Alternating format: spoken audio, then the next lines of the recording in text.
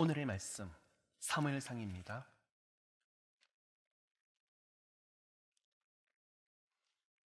사무엘상 3장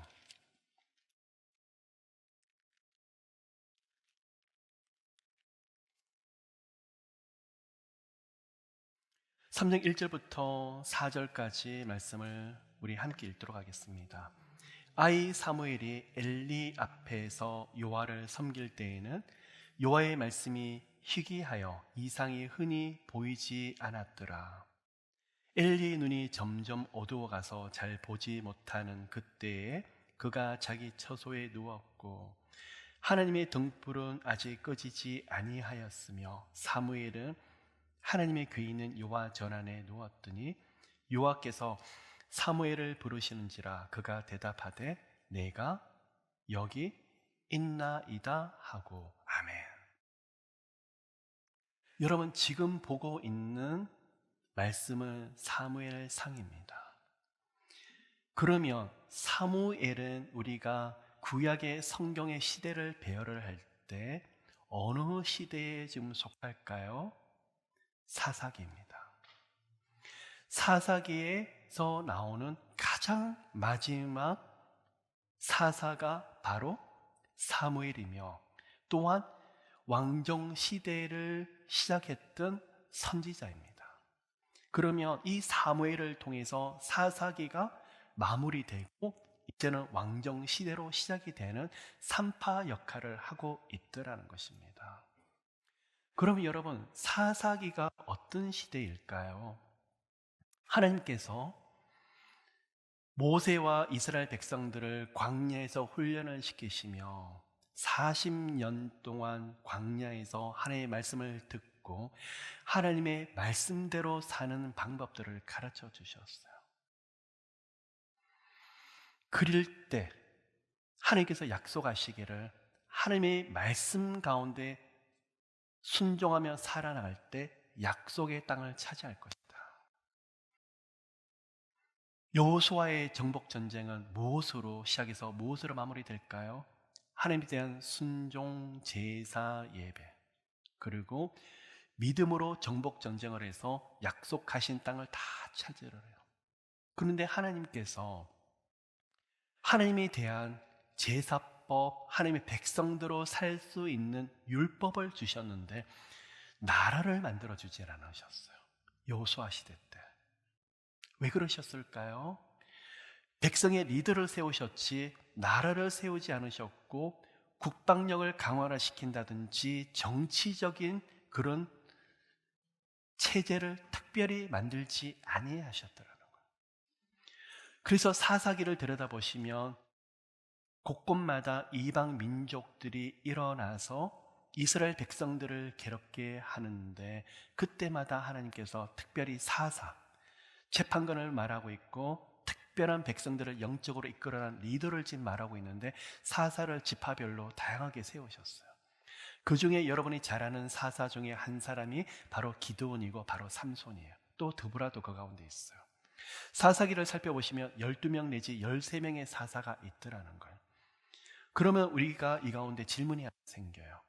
왜 하나님이 정치 시스템을 만들지 아니하시고 나라의 국방력을 강화시키지 아니하셨습니까? 라고 질문을 하는데 거기에 대한 대답이 무엇이냐 그러면 하나님은 광야에서 40년 동안 백성들을 훈련시킬 때 꿈을 꾸셨어요. 어떤 꿈일까요? 이 백성들이 하나님을 경외하고 하나님만을 고백하고 말씀 가운데 살려고 발버둥 친다 그러면 하나님께서 나라도 지켜주시고 농사도 지켜주시고 사방에 평안함을 주실 것이라는 것을 약속하셨고 하나님이 친히 왕이 되셔서 다스릴 것을 말씀하고 계시더라는 거예요.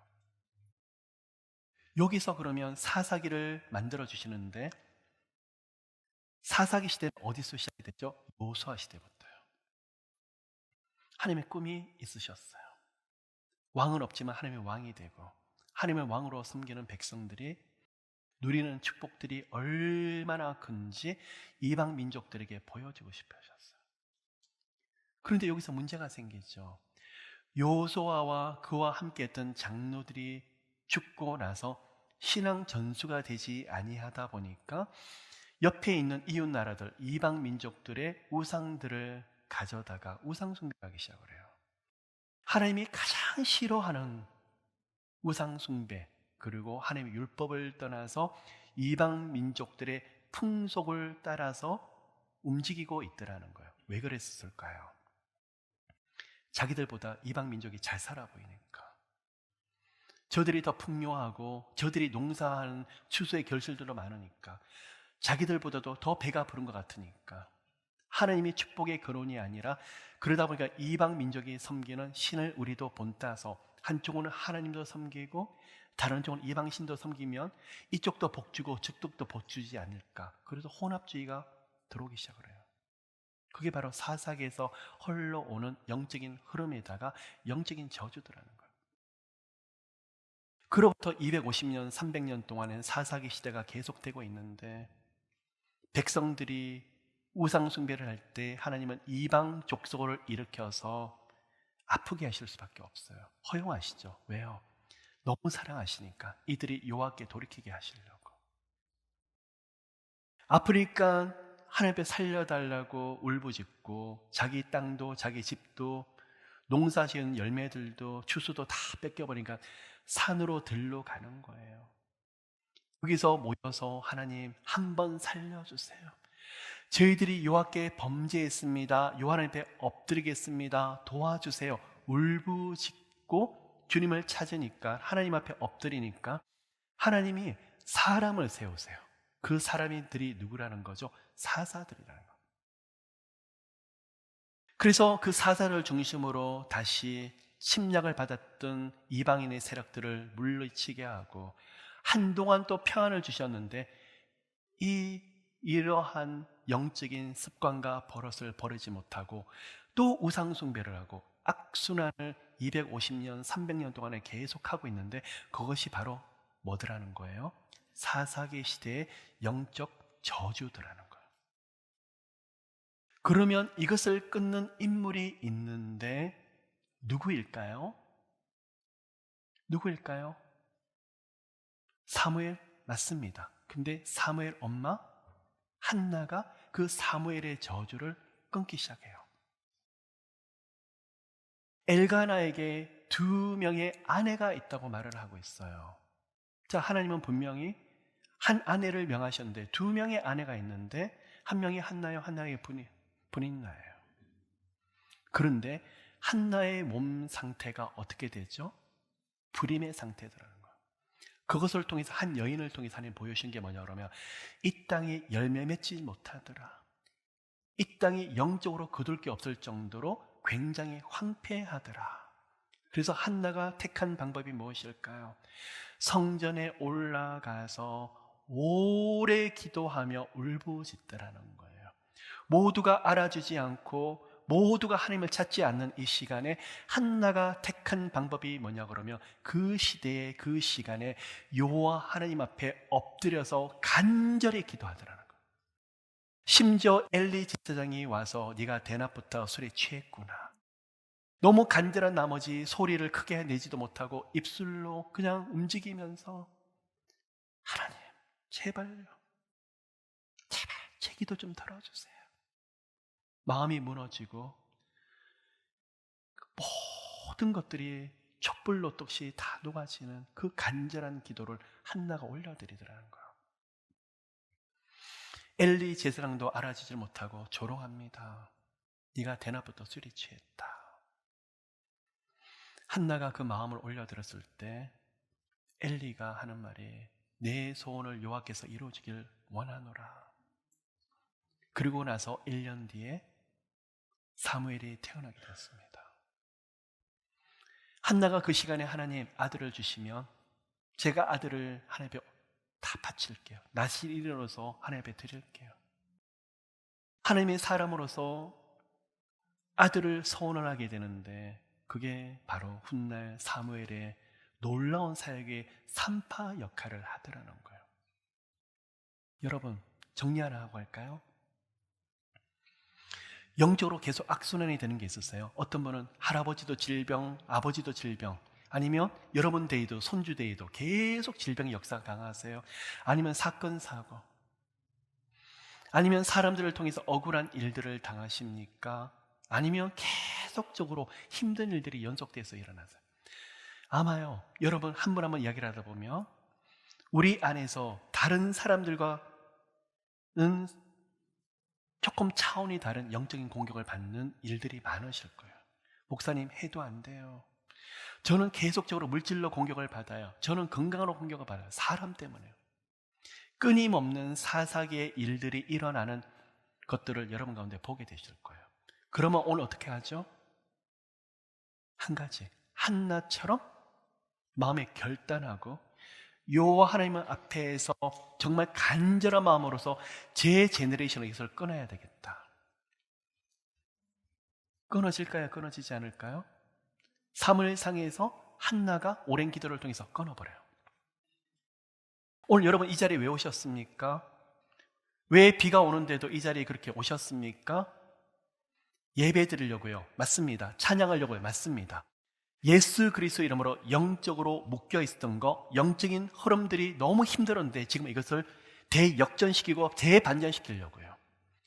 여호와 하나님 앞에서 복을 받아야 되는데 다른 복보다도 하나님을 깊이 만나는 복, 지금까지 너무 힘들었지만 이것을 통해서 성령의 역사와 성령의 놀라운 일들이 여러분 가정에서, 여러분 그런 거 하시는 길에서 사모하고 사모하시더라는 것입니다.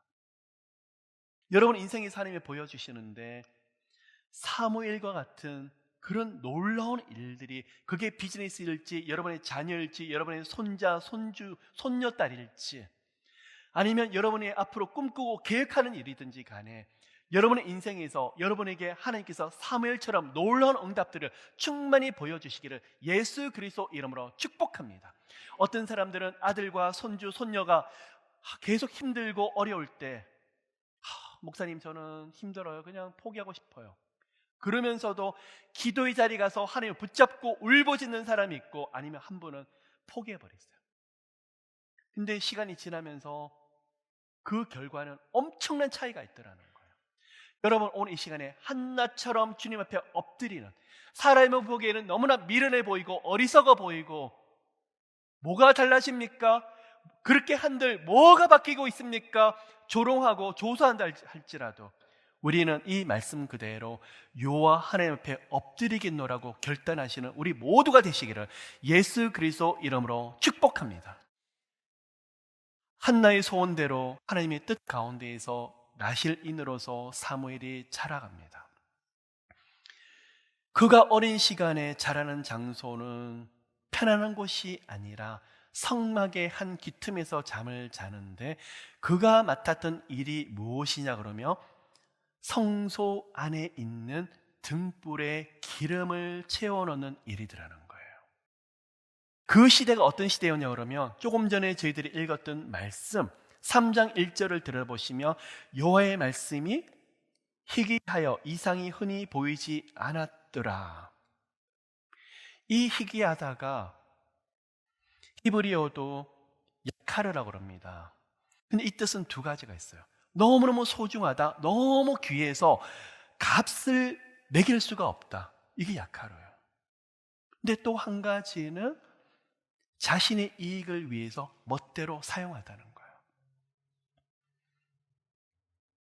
그러면 지금 여기서 말씀이, 여호와의 말씀이 희귀하여 이상이 흔히 보이지 아니하더라, 하나님의 말씀이 없다는 이야기가 아니에요. 말씀이 선포되지 않다는 이야기가 아니에요. 하나님께서도 여러 가지로 알게끔 말씀하시고 들려주시는데 말씀이 말씀대로 선포되지 아니하고 사람이 자기 멋대로 말씀을 이용하고 사용하는 시대가 되어버렸더라고요. 듣고 싶은 말씀만 듣고, 복에 대한 말씀만 듣고, 잘된다 잘된다 그런 말만 들으려고 하고, 여호와 하나님 앞에서 순종하고 돌이키는 말씀에 대해서는 전혀 듣지 않는 시대가 바로 이 시대더라는 거예요. 그럼 우리는 어떤 시대를 살고 있습니까? 우리 또한 이 시대도 마찬가지더라는 거예요. 조금 축복에 대해서 말씀을 하며 너무 좋아하고, 하나님 앞에서 조금 딱딱한 말씀들, 헌신에 대한 말씀들, 그리고 주님 앞에 충성에 대한 말씀들을 하며 부담스러워하는 시대. 여러분, 우리 하나님은 여러분 모두를 가정을 목사, 선교사 가정으로 만들지 않았어요. 하나님께 모든 걸 드린다 할지라도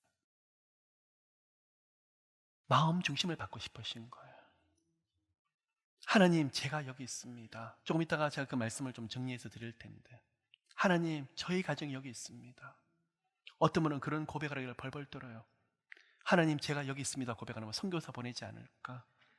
우리 아들, 딸, 손주들 어디 저 멀리 보내지 않을까? 여러분 걱정하지 마세요.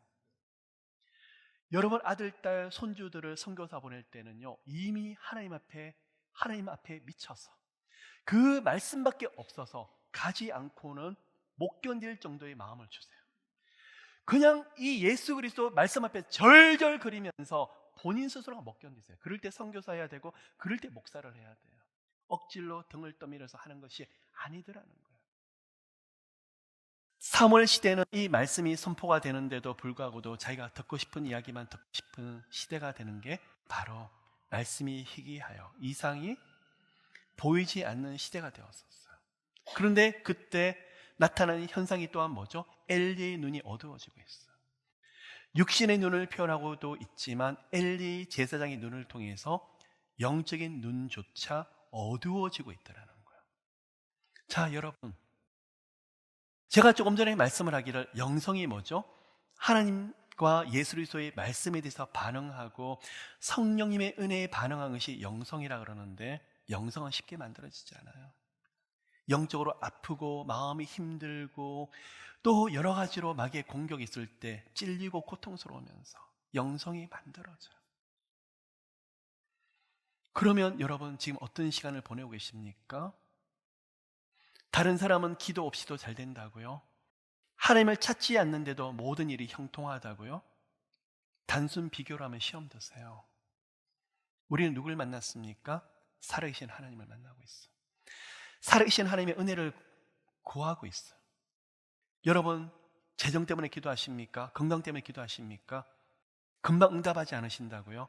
그 과정 중에서 하나님이 주시는 은혜가 너무 커요.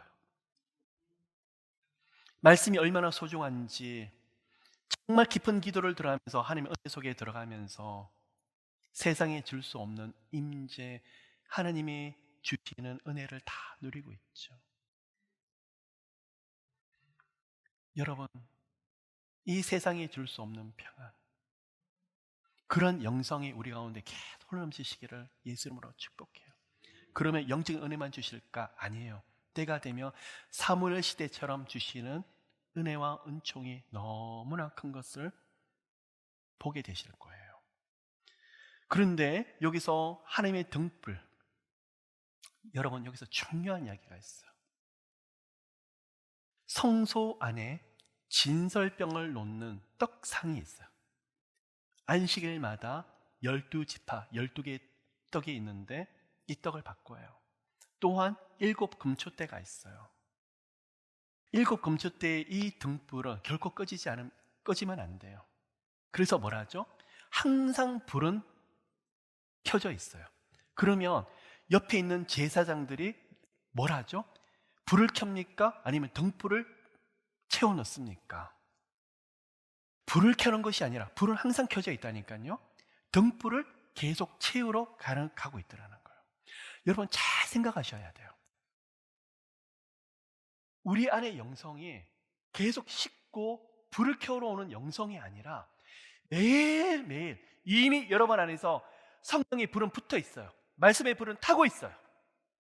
성령께서 새롭게 하는 은혜를 주시는데 불을 붙여주시는 것이 아니라 이미 붙었던 불에다가 성령께서 계속적으로 기름을 채워주시고 부어주시는 영성이 되게 되시기를 예수 그리스도 이름으로 축복합니다. 그러면 사무엘이 무엇을 했느냐? 이 등불을 맞는데 이 등불 안에서 기름을 매 순간 아침 저녁으로 불이 꺼지지 않도록 기름을 채워놓는 역할을 하고 있더라는 것입니다. 이것을 히브리어로 아라크라 그러고 있는데, 한쪽으로는 기름을 붓다도 되는데 한쪽은 전쟁에 나갔던 군사들이 전열을 가다듬죠. 그게 바로 똑같은 의미로 사용되고 있어요. 그런데 이 말씀이 어디서 사용되고 있냐 그러면 시편 2, 3편에 원수의 목전에서 상을 베푸시고, 자, 우리는 원수의 목전에 상을 베푸시는데 이제 잔치를 하시고 이제는 좋은 만찬을 베푸셔서 위로하시는가 보다라고 말씀을 하시는데, 그 말씀이 아니에요. 사망이 엄침한 골짜기를 지나면서 주의 지팡이의 막대기가 나를 안위하시고 이 모든 과정을 지나서 여호와 하나님께서 이제는 원수, 마귀겠죠, 또 여러분을 힘들게 만드는 모든 환경 앞에서도 맞아요, 잔치를 벌이고 기쁨의 놀라운 일들도 하나님 베풀어 주시는데, 그런데 거기서 내 잔이 넘치나이다, 잔이 넘치기 위해서 하나님이 잔치를 베푸시면 되는데, 이 원수의 목전에서 상을 베푸시라는 게 바로 아라크라는 단어가 써요. 무슨 말이냐? 이제는 평안해졌어요. 편안해졌어요. 그런데도 불구하고도 끝까지 영성을 지키려고, 요한 앞에서 등불이 꺼지지 아니하도록 계속적으로 성령의 기름 부으심을 채워놓으려고 사모할 때 하나님께서 여러분에게 잔이 넘치는 축복을 부어주시더라는 거예요. 여러분, 오늘도 마찬가지예요. 기쁜 소식이 있다고요? 즐거운 일들이 있다고요? 응답을 받으셨다고요? 그런 일들이 더 크게 흘러넘치시기를 예수 그리스도 이름으로 축복해요. 그런데 우리는 어려운 일이 있든 좋은 일이 있든 계속 영적으로 점검하셔야 돼요. 성소 안에 들어가셔서 이미 불이 붙었지만 그 불이 꺼지지 않도록 요한 앞에 벌벌벌벌 떨면서 하나님 살려주세요. 요한 하나님께서 저는 존전에 나가지 않으면 살 수 없는 존재예요. 이미 붙었던 기도의 불, 예배의 불 꺼지지 않도록 계속 끊임없이 은혜가 공급되는 시간 되시기를 예수 그리스도 이름으로 축복합니다. 근데 여러분, 여기서요, 이 아라크와 비슷한 말이 무엇이냐? 나중에 에베소서 6장을 보시면 마귀의 괴계를 대적하기 위해서 성령의 전신갑주를 입으라라고 말하고 있죠. 이 말이 바로 아락하고 동일한 말이에요. 성령의 전신갑주를 왜 입는 거죠? 구원의 투구, 의의 흉배, 믿음의 방패, 진리의 허리띠, 성령의 검, 복음의 신발. 계속 여러분이 말씀을 공부를 하고 구원의 투구, 구원의 감격을 말씀 가운데 새겨보고, 마귀가 우리를 계속적으로 죄책감에 들게 하더라도 의의 흉배를 입어야 됩니다. 예, 그렇게 공부를 하십시오. 다 좋습니다. 그런데 정말 중요한 것은 성령의 전신갑주는 이 말씀과 기도 앞에서, 요한 앞에서 벌벌 떠는 그 태도, 하나님이 아니면 안 된다고 고백하면 그 간절한 태도를 말씀하고 있더라는 거예요. 저는 교회 다니는데요, 교회 장로인데요, 목사인데요, 선교사인데요, 죄송하지만 다 내려놨으면 좋겠어요. 아무것도 아니에요. 하나님 앞에서 목사? 아무것도 아니에요. 하나님 앞에서 정말 중요한 것은 제가 하나님의 존재 앞에서 떨고 있느냐, 두려워하고 있느냐, 정말 진심을 엎드려 하고 있느냐, 하나님 묻고 또 물어보시는 내용이 바로 그 부분이더라는 거예요. 목사기 때문에 이미 등불이 타고 있다고요? 제 스스로 착각에 빠질까 봐 제일 두려워요. 그 앞에 있는 분향단이 끊임없이 제사를 올려드려야 되는데 목사기 때문에 매일 제사를 드린다고요? 아니요, 하나님은 너는 예배 인도자일 뿐 모르지만 너는 예배자가 아니라고 저한테 말씀하실 수 있더라는, 그게 두렵더라는 거예요. 시간마다 예배 인도를 할 수 있지만 하나님 보시기에 정말 진정으로 예배를 드릴 수 있는 사람일까? 그게 두려워요, 여러분. 그런데 사무엘은 어린 시간부터 뭘 하고 있죠? 등불을 맡았는데 바로 아라크. 그럼 뭐죠? 본인 스스로 성령의 전신갑주를 매일 덧입는 시간을 보내고 있더라는 거예요. 본인 스스로가 성령의 능력과 성령의 전신갑주, 성령의 두루마기를 입고 성령의 옷을 입고 거기서 영적으로 중무장했더니 나중에는 민족을 깨우는 하나님의 선지자가 되고 말씀을 선포하는데 그 말씀에 결코 땅에 떨어지지 아니하더라. 그런 은혜가 바로 사무엘에게 있었더라는 거예요. 그런데 이러한 태도가 있는 사람, 등불 안에서 계속적으로 기름을 채우려고 하는 사람의 태도가 무엇이냐? 3장 4절을 보시면 여호와께 사무엘을 부르시는지라 그가 대답하되 내가 여기 있나이다. 바로 여러분 엊그저께 러빙월십의 칼럼이죠. 저는 제가 매일 칼럼을 쓰면서 보석을 캐는 기분이에요, 여러분. 너무 놀랍다. Here I am. 하나님, 내가 여기 있습니다. 그게 히넨이라는 단어예요. 근데 여러분, 내가 여기라는 단어가 아니에요. 무슨 말이냐면 히네라는 말이 여기라는 뜻인데 주목하소서라는 뜻이에요.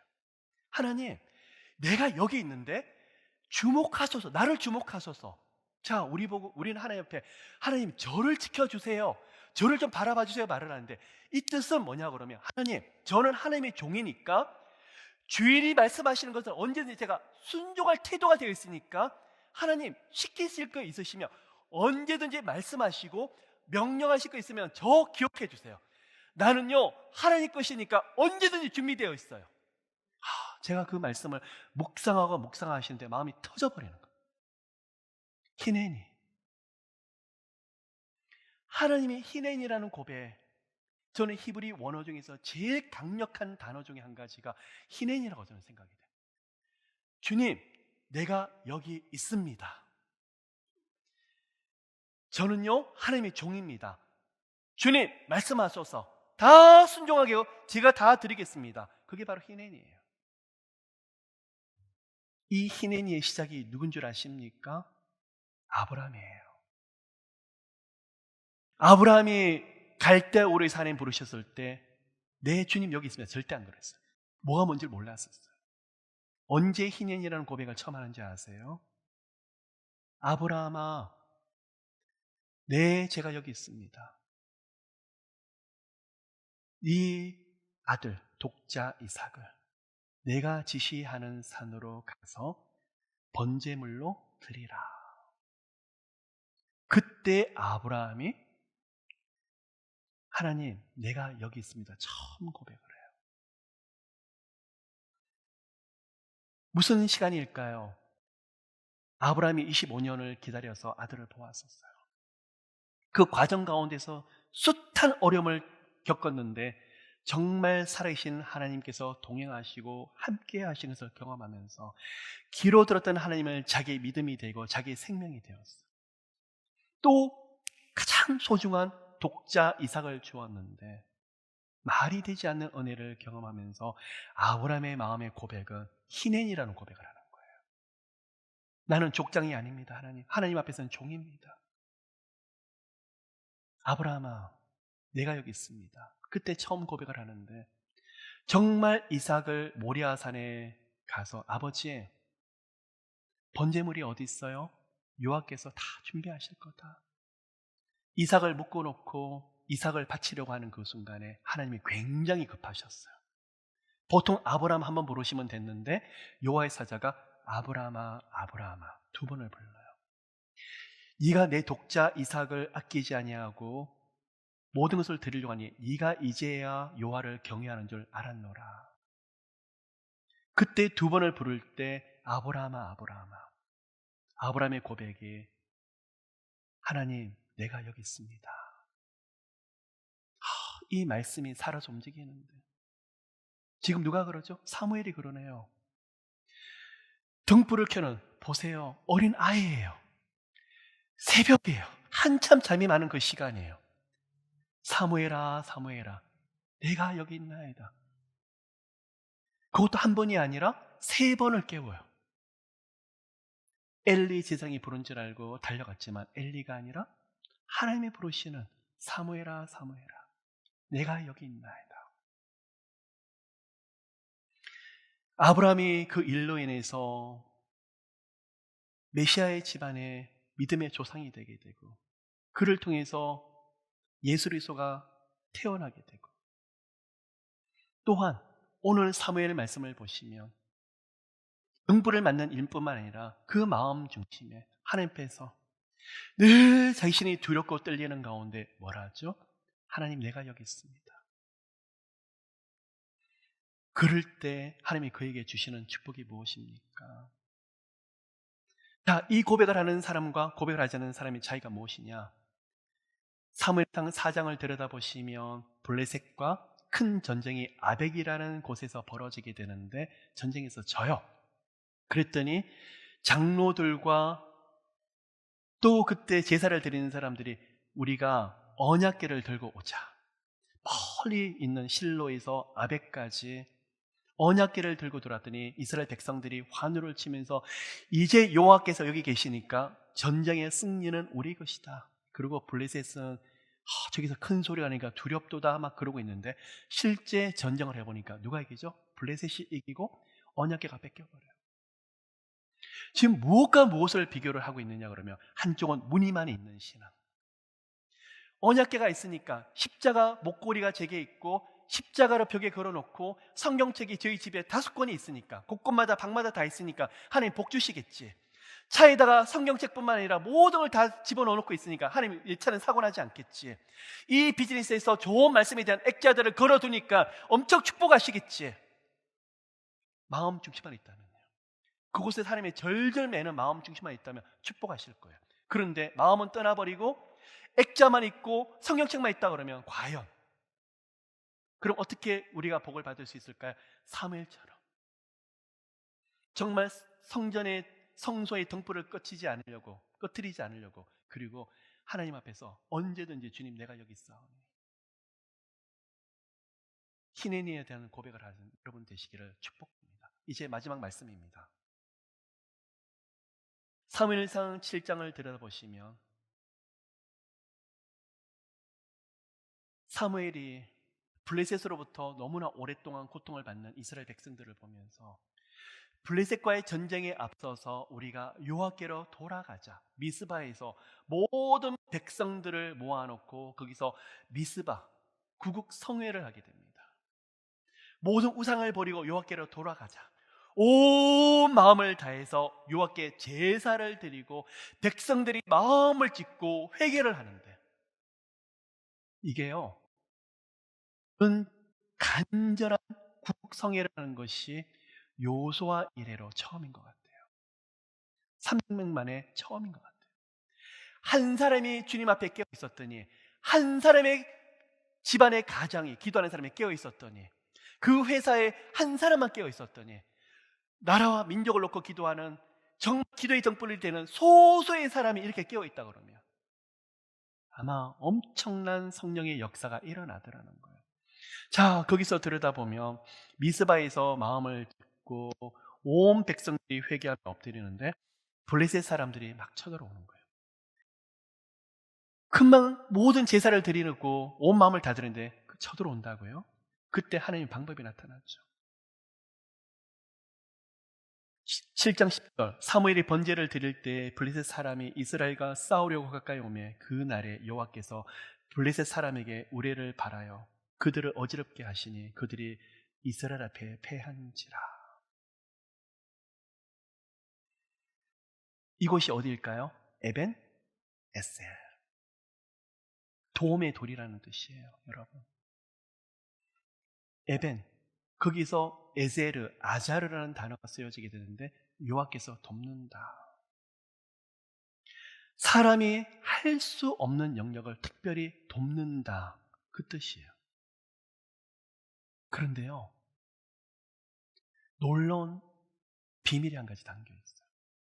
아자르, 에제르가 뭐라고요? 돕는다. 그런데요, 그 숨어있는 뜻이 뭔지 아세요? 여호와 하나님으로 옷 입는다는 뜻이에요. 너무 놀라운 비밀이 그 안에 있어요. 제가 그래서 원어라든지 이렇게 들어보면 말씀의 원리와 영적 원리가 너무 놀라요. 그러면 먼저 하나님이 도우시기 전에 우리가 뭘 해야 되죠? 여호와 하나님으로 옷 입어야 돼요. 허리를 동여야 돼요. 그럴 때 하나님의 도우심이 오더라는 거예요. 그럼 무슨 말이 되느냐? 이스라엘 백성과 사무엘이 하나님 앞에서 거룩한 옷을 입으려고 했더니 하나님의 도우심이 오더라. 그게 바로 에벤에셀이에요. 그게 시작이 어디서 시작이 되죠? 한나의 간절한 기도로부터 시작이 돼서 사무엘이 성소 안에서 등불이 꺼지지 않도록 계속 기름을 채워놓는 일들, 그 일들이 나중에는 어디로 응답되고 있을까요? 민족을, 나라를 살리는 일들까지 여호와님의 크신 도우심이 민족 전체에 나타나는 일들을 보게끔 하시더라는 거예요. 자, 오늘 여러분 아라크 요한 앞에서 기름을 계속 채우시는 모두가 되시기를 예수 그리스도 이름으로 축복해요. 그럴 때 희내니 주님 내가 여기 있사오니 걱정하지 마세요. 여러분 선교사를 보내지 않으세요. 마음 중심, 오히려 우리 하나님 희내니라고 고백하는 하나님의 사람들을 하나님이 더 높이 세우세요.